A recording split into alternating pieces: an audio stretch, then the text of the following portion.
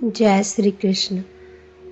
भगवान श्री कृष्ण के प्राकट्य से पहले ही भगवान के अंश अवतार शेषनाग स्वरूप बलराम जी ने पृथ्वी पर अवतार लिया।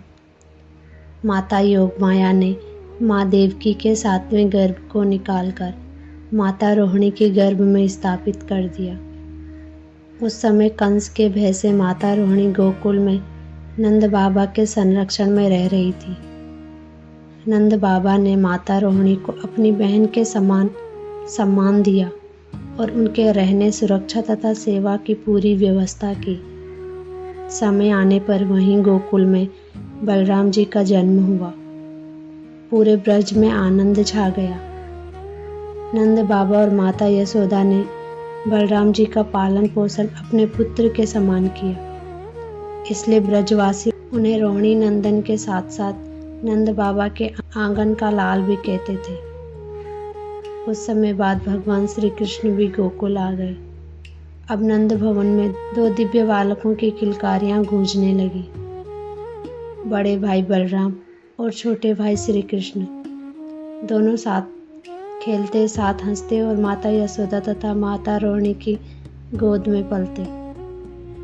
नंद बाबा दोनों पर समान स्नेह बरसाते और उनकी सुरक्षा का पूरा ध्यान रखते थे। लेकिन कंस को यह ज्ञात नहीं था कि जिन दिव्य बालकों के भय से वह दिन रात व्याकुल रहता है, वे दोनों नंद बाबा के संरक्षण में सुरक्षित बड़े हो रहे हैं। उसने उन्हें मारने के लिए एक एक करके अनेक असुरों को गोकुल भेजना प्रारंभ किया। सबसे पहले पूतना आई, फिर तिरणाव्रत जैसे दैत्य आए और इन्हीं घटनाओं के क्रम में एक दिन सक्टासुर भी बैलगाड़ी का रूप धारण करके नंद बाबा के आंगन में पहुंचा। यहीं से प्रारंभ होती है भगवान श्री कृष्ण की प्रसिद्ध सक्टासुर वध लीला। तो आइए प्रेम से सुनते हैं प्रभु श्री कृष्ण की सक्टासुर वध की लीला। श्री कृष्ण और बलराम दोनों भाई नंद और माँ यशोदा के घर में सुख से पलने बढ़ने लगी। तभी एक दिन अद्भुत घटना घटी। नंद के घर ब्राह्मणों को भोजन करने के लिए आमंत्रित किया गया था। माँ यशोदा ने श्री कृष्ण को दूध पिलाकर एक बैलगाड़ी के नीचे लिटा दिया और स्वयं रसोई के कामकाज में व्यस्त हो गई। कुछ समय के पश्चात जब श्री कृष्ण जगे तो रोने लगे, मगर व्यस्त रहने के कारण माँ यशोदा का ध्यान श्री कृष्ण की ओर न जा सका। इस पर बालक श्री कृष्ण ने गुस्से में आकर बैलगाड़ी को पैर से धक्का दे दिया।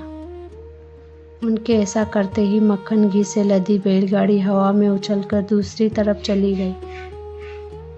बैलगाड़ी के गिरने और ढेर सारे मटकों के फूटने की आवाज़ सुनकर माँ यशोदा इस डर से कांप उठी कि कहीं बैलगाड़ी श्री कृष्ण के ऊपर न गिर पड़ी हो।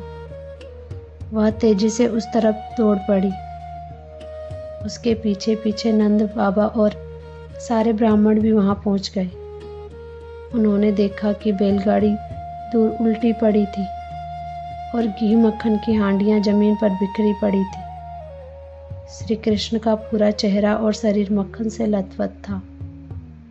सबको देखकर वह शरारत से मुस्कुराने लगे। माँ यशोदा ने झट से श्री कृष्ण को अपनी गोद में उठा लिया। नंद बाबा के पास खड़े एक बालक ने बताया, बाबा, मैंने अपनी आंखों से देखा कि श्री कृष्ण के एक पैर की ठोकर से ही बैलगाड़ी हवा में उछल गई और उस तरफ जा गिरी।